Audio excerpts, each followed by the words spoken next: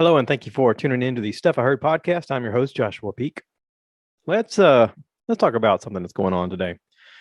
Um, in the world right now, I have had several conversations with people about a generation coming up that appears to have attention deficit disorder or hyperactivity disorder or whatever you want to call it. And I sort of want to pose this question. Have we created a generation specifically for attention deficit? Reason I asked this, okay, so there's several things that's going on. I had a conversation with my friend Greg about he is now teaching people about some intricate details of cryptocurrency and NFTs and stuff of that nature. And he was having a conversation with a guy who's a little bit younger who expressed some interest and was curious about it and wanted to know more. And Greg said, well, I can show you kind of what you need to know. If I can help you in any way, this is how I can help you. And this guy is from another country.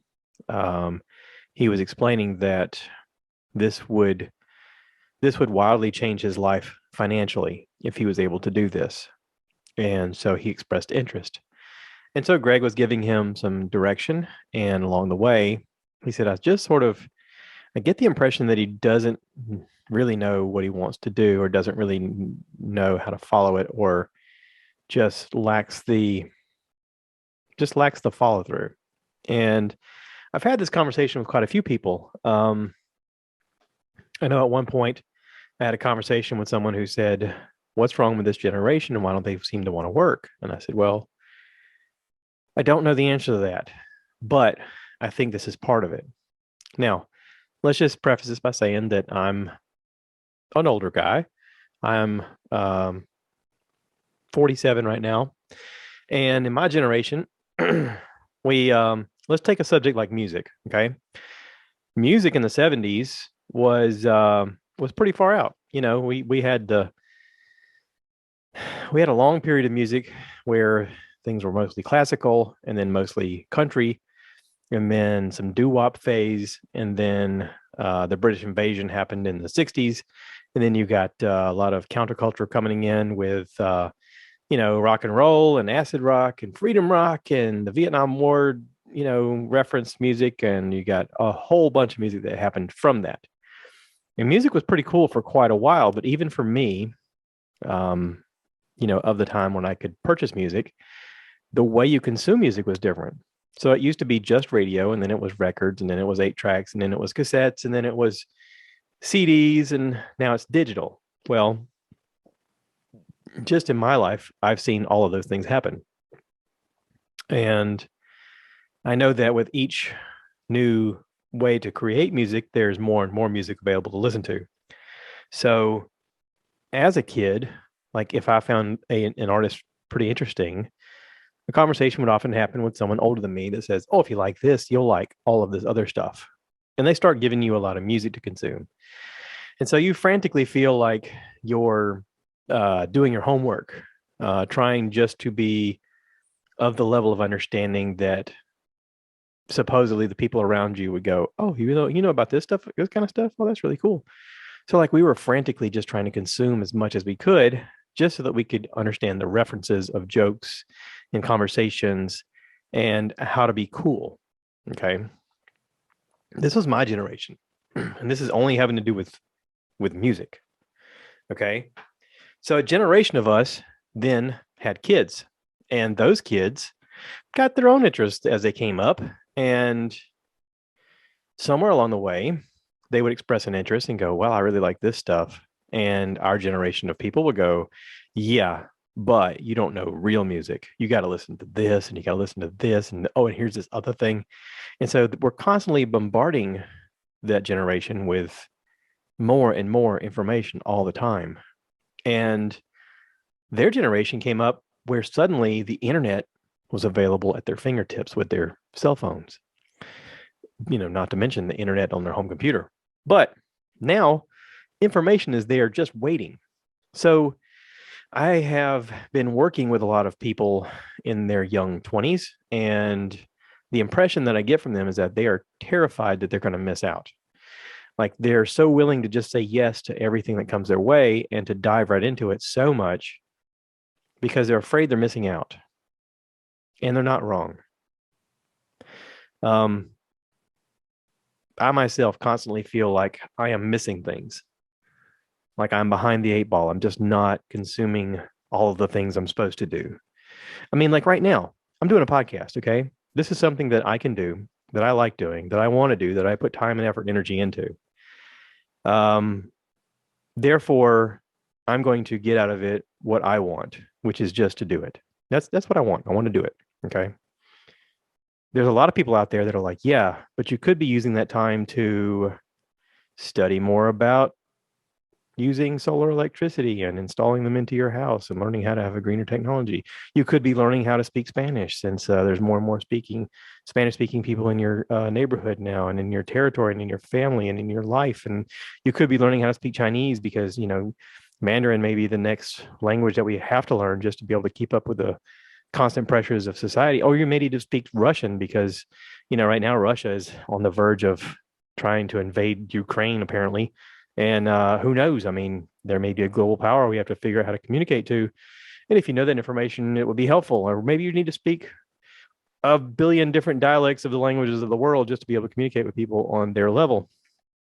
And all of that can be too much. It's too much. Okay. This is why we pay for things like therapy. This is why we pay for things like uh, these calming meditative apps that people download. This is why we ask for drugs to help us sleep. This is why we ask for distractions, because it can be too much. And we've asked kids over the years to consume as much information as possible, not just about music. That was just one example. Music is part of it. But let's talk about movies. Let's talk about television shows. Let's talk about all the things that we think are kind of cool or kind of, worth mentioning in life. And we go, yeah, that's great. You learned how to play the piano. Have you learned how to also play guitar? Oh, that's cool. Have you also learned how to edit your own videos? Oh, that's great. Have you learned how to do this new thing on Snapchat? Oh, that's great. Have you done, and you name it, just whatever. There's 1,000 other things out there that are just waiting for you to learn.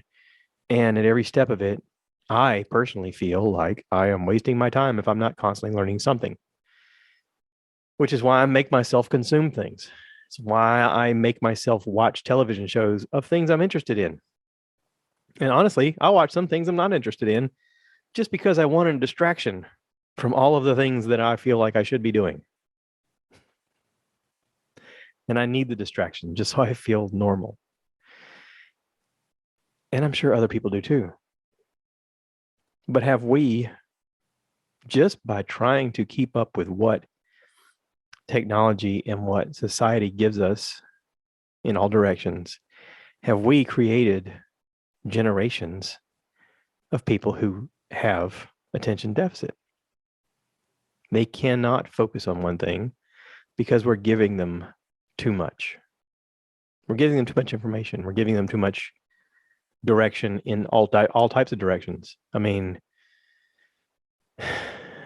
so there are people who will argue that that's what freedom is. You have the freedom of choice. You have the freedom of what you can consume. You have the freedom of what you can learn. You have the freedom to do with your life what you want. And there's some people out there that's like, hey, sometimes it's too much freedom. Sometimes we need a little bit of control. Sometimes it's interesting to read a book that talks about having everything taken care of by the quote unquote government, because then it makes people feel like they don't have to be pushed to control everything. They like to give up that control. They like to not think about some things. And listen, there's times when I don't want to think about these things. There's times when things go on in the news and I'm like, I don't even want to know about this. There's only so much you need to know. And after a while, your brain feels really tiny. So, what are we going to do about it? Because I don't know. But I would like to talk about it. I'd like to get your thoughts on it. What do you think? How do we get out of this cycle, or is there a way out of this cycle? Or is it just a matter of the fact that our engine is only meant to go as fast as it can go, and then we get the next generation prepared for the cycle of life and the pace of life so that they can barely keep up as well? Is it that we run in our race and we have to get off the wheel before the wheel runs us over? Is that what it's all about? I don't know. I don't know. But here's some things going on because this is stuff I heard. Let's talk about some stuff I've watched.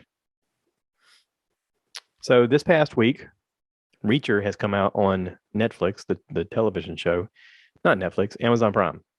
And I watched it. I had a bunch of people on Facebook saying they watched it and it was really great. And oh my God, I can't believe it was so good. And I was like, okay, I'll watch it. And I binge watched it. I watched most of it or half of it last night. I ended up having the day off today and I watched the rest of it today. Really fantastic show. I like the fact that it was unpredictable. You didn't know how it was going to turn out, but you kind of knew that it was going to turn out because it's, named after the guy. He's going to make it, right? Plus, he's one of those I can do anything kind of guys. So you're like, okay, here's a really tough situation. How are you going to get out of this? And it's neat to watch him figure it out. And, it's the ideal situation of a guy who's really smart and really tough. And so it does satisfy that fantasy in all of us that we can handle all obstacles coming our way, right? Plus, you get defined bad guys who definitely get their butts whipped in the thing. And it's, there's a little bit of Roman gladiator, whatever you want to call it, voyeurism of that in it. Just enough for you to go, wow, I hope this guy gets it because he's a real turd. And then he gets it and you're like, yeah. You know what I mean? So anyway, Reacher, very good. And I also watched an interesting movie on Netflix called Home Team. This is, I guess it's based on a true story about Sean Payton, who was the coach of the Saints, or is a coach of the Saints. A couple years after they won the Super Bowl, it came out that he had apparently been suspended for incentivizing them hurting other players on the field. And because of that, Roger Goodell suspended Sean Payton for a year. And Sean was appealing the process. And then in the meanwhile, he went back home to Texas to visit where his son is. His son was in high school and playing football, and their team was not that great. And apparently it's based on a true story about him going there and watching the team, and they needed some work, and he just sort of ended up being their offensive coach and helping them win to a certain point. And it was good. It was a good story. Kevin James played Sean Payton. Tyler Lautner was in it. Taylor Lautner. Yeah. It's apparently it was done by Happy Gilmore, which is Adam Sandler's production group. Lots of his friends were in it. Rob Schneider, right off the bat, appeared. But very good. Kevin James's brother's in it. I don't remember his name off the top of my head, but he's in it. He plays a funny role. But lots of his friends are in it too. And the movie was good. The movie's a good, heartfelt movie. I think that families could watch this with their kids and they would really like it. But again, here's two examples of things that I was like, I gotta watch this. Did I have to watch it? Do you? Maybe not. Probably not. I don't know. I don't know if I'm making it worse or I'm making it better.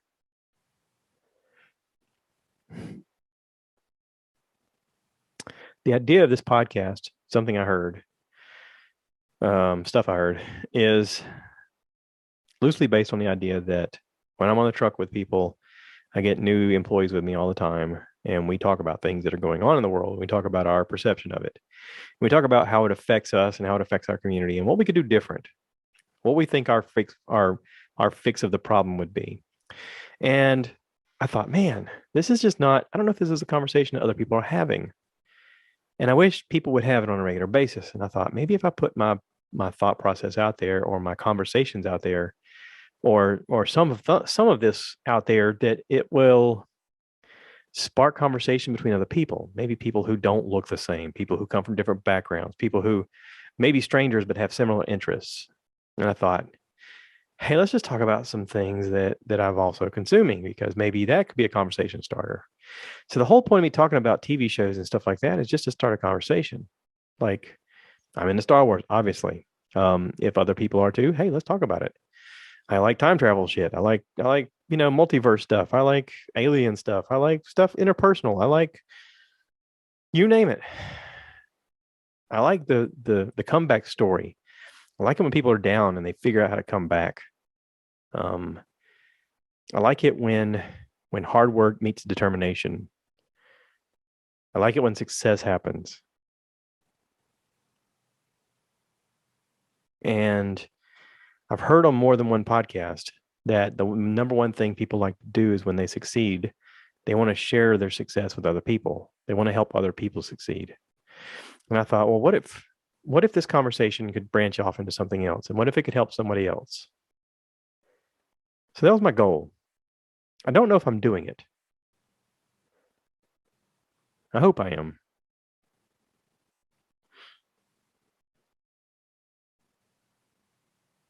I talked to a counselor today about doing a scleral lens in my bad eye.